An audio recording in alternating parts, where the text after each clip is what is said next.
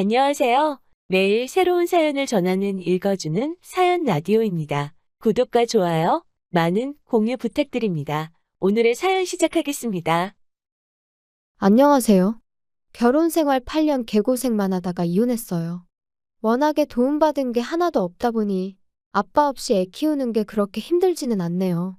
다만 아빠 없이 커가야 할 아이를 생각하면 그거 하나만큼은 미안할 따름입니다. 부모님이 육아를 도와주신다고는 하지만 여태까지 염치 없이 부모님 도움받아 왔는데 이혼한 마당에 부모님 고생을 더 시키진 않으려고요.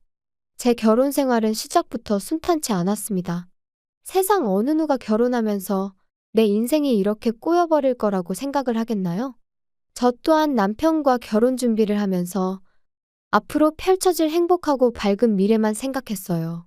한참 결혼 준비할 당시에 남편이 시부모님한테 결혼 자금으로 얼마 정도 받을 수 있다는 말을 꺼냈을 때 조금 부담스러웠습니다.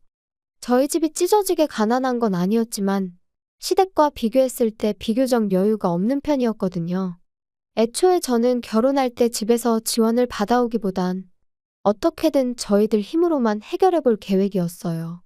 그런데 남편이 집에서 큰 돈을 받아온다고 하니 괜히 부모님께 부담을 드리는 것 같아서 마음이 무거웠어요. 남편한테 솔직하게 나는 집에서 지원을 받아올 상황이 아니니 그냥 우리 힘으로 시작하는 게 어떻냐고 물었습니다. 남편은 형편 닿는 대로 하는 거지 무슨 걱정이냐며 저희 집에서 지원을 안 해줘도 우리 결혼하는데 아무 문제 없게 하겠다고 했지요. 그런 남편한테 미안하기도 하고 고맙기도 했어요. 그런데 결혼 준비가 막바지에 다다르는 가운데 시부모님이 난데없이 지원해주겠다고 하던 돈을 안 주겠다고 나오더라고요. 정확히는 말을 바꾼 거였어요. 돈이 없으면 몸으로 때우라는 논리였는지 시댁에 들어와서 살라고 하더라고요. 말을 꺼내놓은 게 있으니 남편은 많이 당황한 듯 보였으나 저는 저대로 오히려 마음이 편해졌어요. 애초에 부모님 도움 없이 결혼하길 바라기도 했었고 반반 결혼을 못한다고 해서 시댁에 얹혀 살고 싶은 마음은 더더욱이 없었으니까요. 이 사실을 알게 된 저희 부모님께서 저한테 많이 미안해하셨어요. 빚을 내서라도 반반 결혼을 하는 게 어떻겠냐고 하셨는데 제가 빌리나 부모님이 빌리나 빌린 돈을 갚아야 하는 건 똑같으니 그럴 필요 없다고 했습니다. 돈을 못 해주신 대신 부모님께서 회사 다니는 저를 대신해 부동산 여기저기 돌아다니면서 신혼집으로 괜찮은 매물을 몇 개 알아와 주셨어요. 그렇게 직장인 전세대출을 받아서 모자란 돈을 메꾸고 신혼집을 구해 결혼을 하게 되었습니다. 신혼여행은 해외로 다녀오려고 했는데 상황이 이렇게 되는 바람에 그냥 국내로 짧게 다녀왔어요. 어쩌다 보니 친정집하고 거리가 가까운 위치라서 저희 집에서 반찬도 이것저것 해다 주시고 결혼 생활하면서 친정 도움을 톡톡히 보았죠. 아이 태어나면서 오며 가며 아이도 봐주시기도 했고요. 결혼 생활 1년 후에 아이를 갖게 되었어요. 전세 생활 청산하고 자가로 이사 가려면 아직도 돈을 더 모아야 하는 상황이었지만 돈 없다고 아이 없이 살고 그럴 생각은 아니었거든요. 친정어머니가 도와주시면 출산하고 복직도 바로 할 수 있었으니 나름대로 계획이 다 있었습니다. 아이 태어나고 나서 딱 2달 몸 추스르고 친정어머니 도움받아 바로 출근을 했어요. 괜히 남편 외벌이 시켰다가 행여라도 남편이 너 때문에 시댁 지원 포기하고 나 혼자만 힘들게 일한다고 생각할 수 있으니까 휴식은 저한테 사치나 마찬가지였죠. 정확히 아이 태어나기 전까지 시댁에서는 그 어떤 간섭도 하지 않았습니다. 지금 생각해보면 아마 아이 태어나고 나서 사는 게 힘들면 뒤늦게라도 시댁으로 기어들어올 거라고 생각했었던 것 같네요. 개고생하다가 정신 차리면 시댁에 도와달라고 기웃거리진 않을까 싶었나 봐요. 그런데 저희가 생각보다 잘 살고 친정어머니 덕분에 바로 복직해서 맞벌이하면서 잘 살고 있으니까 심술이 났던 거죠. 그러니까 언젠가부터 시어머니가 저희 생활에 간섭을 하기 시작했어요. 친정이랑 가까이 산다고 시댁은 아주 거들떠도 보지 않느냐며 이틀 3일에 한 번꼴로 전화를 해서 잔소리를 하기 시작했죠. 그전까지는 시댁에 간다고 연락이라도 하면 같이 살기 싫어서 집 나가 사는 것들이 뭐가 좋다고 우리 집에 올 생각을 하냐며 오지 말라고 했던 사람이 말을 싹 바꿔서 저희가 친정만 챙기고 시댁을 소홀히 하는 것처럼 말하니 어이가 없더라고요. 남편과 상의 후에 2, 3주에 한 번은 무조건 시댁에 다녀오기로 했어요. 매주 시댁에 다녀오는 건 사실상 불가능한 일이고, 한 달에 한 번은 너무 뜨문뜨문 가는 게 아닌가 싶어서 그렇게 정했던 겁니다. 그렇다고 저희가 시댁에 간다고 해서 시어머니가 저희를 반겨주거나 한 적은 한 번도 없어요. 아들이랑 손자는 애틋하니 그나마 이뻐해 주셨지만 저는 항상 찬밥 신세였지요. 처음 시댁에 갔을 때 빈손으로 갔다고 욕도 엄청 먹었어요. 시댁에 방문하는데 며느리란 게 어떻게 껌 한 통도 안 사들고 올 수가 있냐면서 친정부모님 거들먹거리면서 예의가 어쩌고 집에서 그렇게 가르치더냐 저쩌고 하면서 타박을 해왔습니다.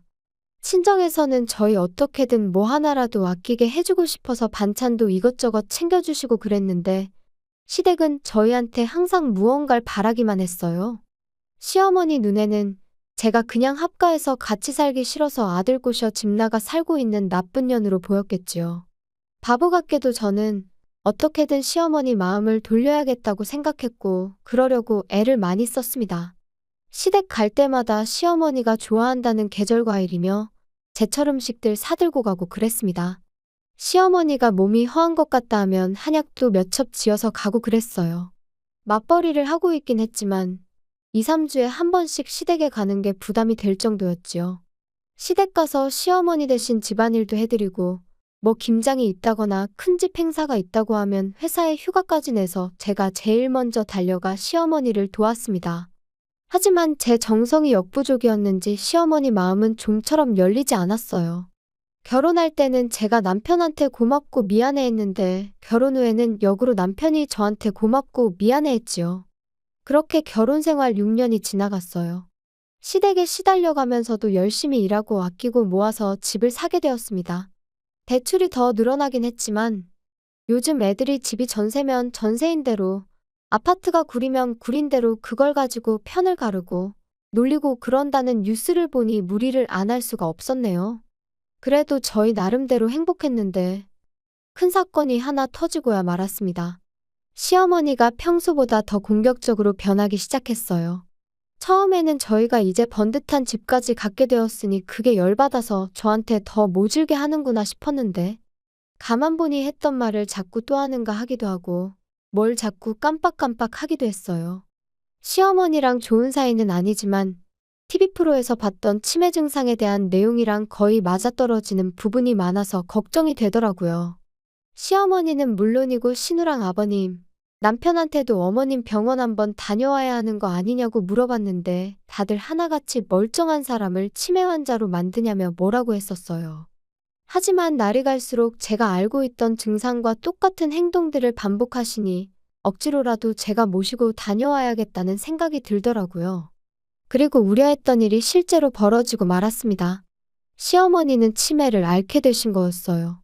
치매 판정을 받고 나니 오히려 더 빠르게 증상이 악화되어 갔습니다. 그러던 와중에도 며느리 부려먹겠다는 건 안 까먹는 건지 이제는 평일에도 저를 찾기 시작했어요. 그때도 저는 아무 불만 없이 부를 때마다 시댁에 다녀왔습니다.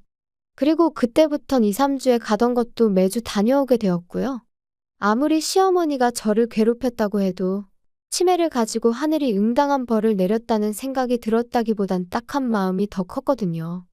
그렇게 1년이 지나고 나니 그때부터는 집에서 대소변 실수도 하기 시작했어요. 전문 간병인이나 요양교육을 받았다면 모르겠지만 시어머니가 기억만 왔다 갔다 할 뿐이지 여장부 스타일에 힘도 좋으시거든요. 말인즉슨 저를 포함한 시가족 모두 시어머니를 어떻게 감당하기 힘든 상황까지 오게 되었다는 거였어요. 시댁에 돈이 없는 것도 아닌데 이 정도면 전문 간병인을 쓰거나 요양원을 보내는 게 맞지 않나 싶었어요. 시아버지가 좀 와달라는 연락에 최대한 시댁에 다녀오고 있긴 했지만 저도 회사 다니는 상황이어서 체력적으로 많이 힘들었고 제가 시댁에 가 있으면 시댁에 가 있는 만큼 저희 친정어머니도 대신 애 봐주시느라 저희 집에 발이 묶여서 계셔야 했거든요. 그러던 와중에 제가 둘째 아이를 임신하게 되었습니다. 집안 상황도 그렇다 보니 계획된 게 아니라 조금은 당황스러웠어요. 조심하지 못한 제 잘못이 크긴 했지요. 친정어머니가 거의 저 대신 첫째 아이 다 키워주신 거나 마찬가지인데 갓난쟁이를 또 처음부터 부탁하자니 죄송스러운 마음밖에 없었습니다. 막상 친정어머니는 첫째 혼자 외로웠을 텐데 둘째 생긴 게 참 잘된 일이라며 둘이고 셋이고 낳기만 하면 아이는 대신 다 봐줄 테니까 건강하게만 출산하라고 응원을 해주셨어요. 시댁은 상황이 상황이다 보니 둘째 이야기를 어떻게 꺼내야 할지 참 고민이 되었는데 언제까지 숨길 수 없는 노릇이었으니 그냥 날 잡고 찾아가서 시아버지한테 말씀드렸어요. 단도직입적으로 둘째가 생겼기 때문에 이제 시댁 와서 시어머니 돌봐드리는 거는 못할 것 같다고 했죠. 그런데 돌아온 시아버지 답변이 정말 예상도 못한 답변이었습니다. 친정에서처럼 둘째 아이 생긴 거 축하한다는 말까지 바란 건 아니었는데 애 가진 거랑 집사람 돌봐주는 거랑 무슨 상관이냐며 잔머리 쓰지 말고 주말에는 시댁 와서 집사람 돌봐주라는 대답을 들었기 때문이에요. 평소에는 말대답 해본 적 한 번 없는 저도 그냥 있을 수가 없더라고요. 애 가진 몸으로 회사 생활하면서 어떻게 시어머니까지 간호를 하겠느냐 물었더니 잔머리 쓰는 게 두 눈에 다 보인다고 그렇게 힘들면 회사 그만두고 시댁 들어와서 살라더라고요.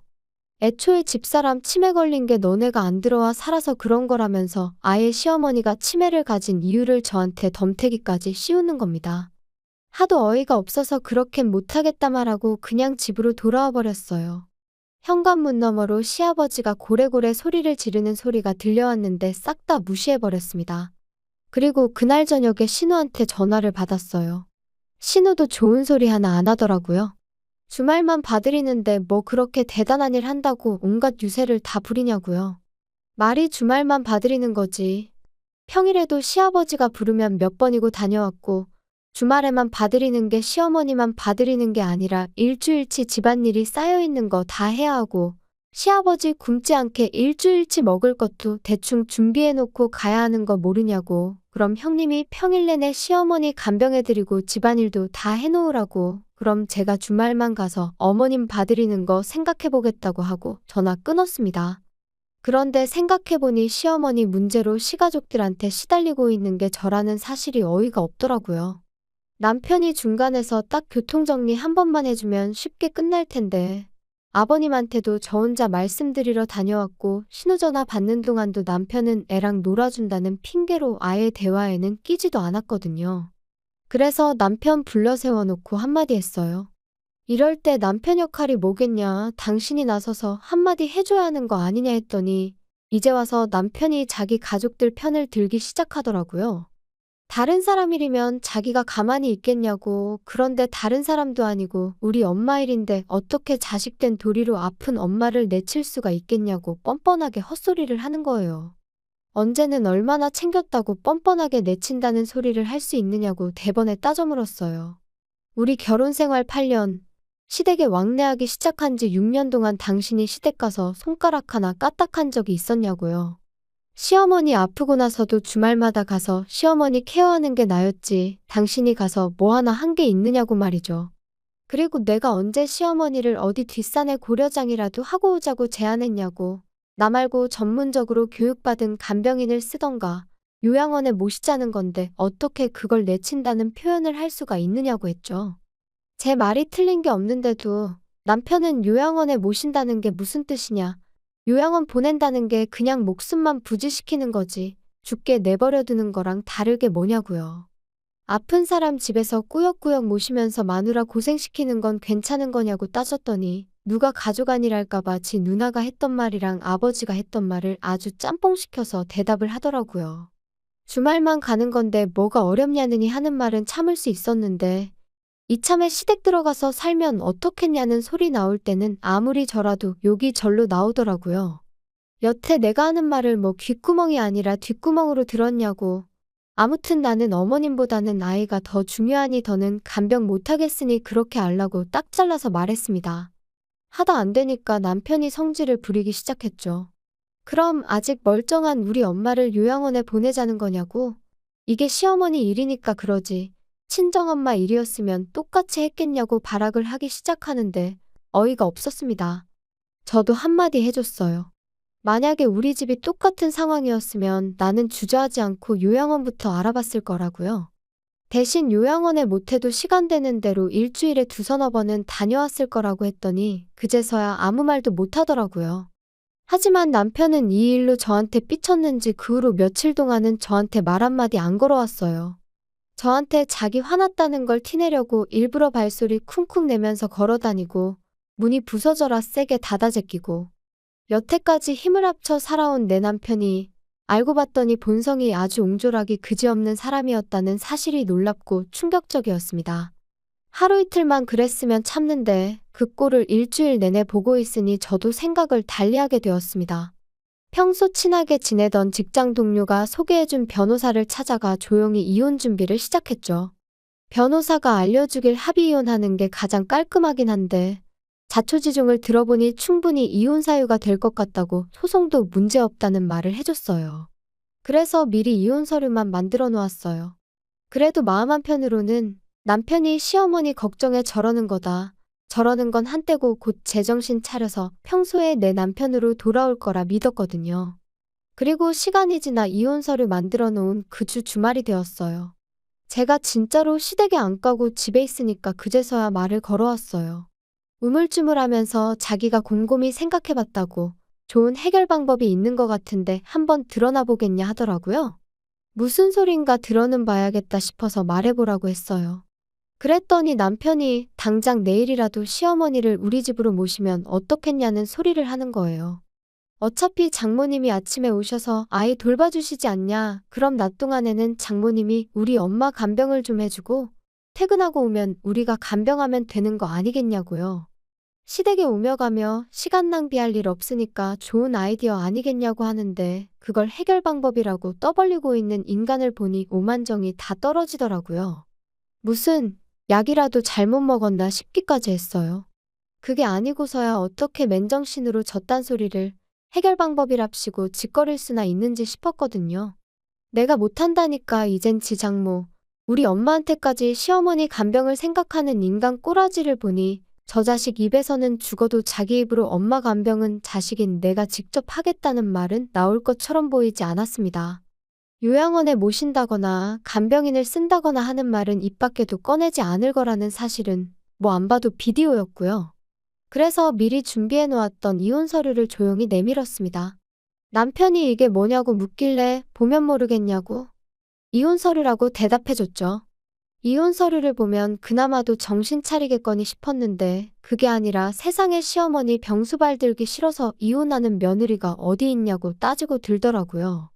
여기까지면 나도 할 만큼 한 것 같다고 내 말이 맞는 것 같으면 조용히 사인하고 그게 싫으면 어디 소송까지 가서 진흙탕 싸움 한번 해보자고 한마디 했지요.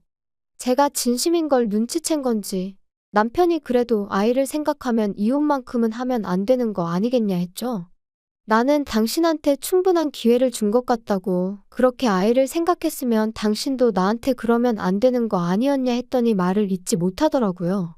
막상 자기를 포함한 시가족들이 저한테 해온 것들이 전부 이혼 사유라는 건 알고 있었는지 남편이 소송까지는 가지 않고 협의 이혼을 하기로 결정되었어요. 8년을 그렇게 푸대접 받으며 꾸역꾸역 버티고 살았는데 이혼하고 나니 하루아침에 남남이 돼버리는데 마음이 착잡하기도 하고 한편으로는 후련하기도 하더라고요. 이혼하고 나서야 왜 시댁에서 시어머니를 요양원에 모시기 싫어했는지 간병인을 구할 생각이 없었는지를 알게 되었어요. 애초에 결혼할 때 시댁에서 해주겠다던 돈이 없는 돈이나 마찬가지였던 거예요. 엄밀히 말하자면 저희 결혼할 때쯤에는 그 돈을 가지고 있던 건 사실이었는데 시어머니가 친하게 지내던 지인분한테 사기를 당하면서 그 돈을 전부 떼먹혔다고 하더라고요. 그러니까 결혼식 날짜까지 잡은 상황에 저희한테 집 해주기로 한 돈은 못 해주니까 집에 들어와서 살라는 식으로 나왔던 거였어요. 게다가 시어머니가 믿었던 지인한테 사기를 당한 충격 때문에 그랬나 그때부터 치매 증상이 조금씩 보이기 시작했었다더군요. 남편이 그 사실을 몰랐을 리는 없고 애초에 시작부터가 거짓말인 결혼이었던 거예요. 나무꾼이 날개옷 숨겨놓은 거 마냥 아이 태어나고 나면 제가 애 때문에라도 계속 견디고 살았겠거니 생각했던 걸까요? 배신감에 치가 떨리지만 이젠 남남이 되었으니 신경 안 쓰고 살려고요. 그냥 늦지 않게 양육비나 제때제때 보내줬으면 좋겠어요. 원하던 대로 시어머니 곁에 붙어서 평생을 간병하게 만들어줬으니 두 부자가 어디 한번 제가 그동안 어떻게 시어머니 수발을 들고 살았는지 뼈저리게 느끼며 저 같은 복덩이를 놓쳐버린 걸 평생 후회하면서 살았으면 좋겠습니다. 긴 이야기 들어주셔서 감사합니다. 오늘의 사연은 여기까지입니다. 구독과 좋아요, 알람 설정해주시면 앞으로 더 좋은 사연으로 찾아오겠습니다. 감사합니다.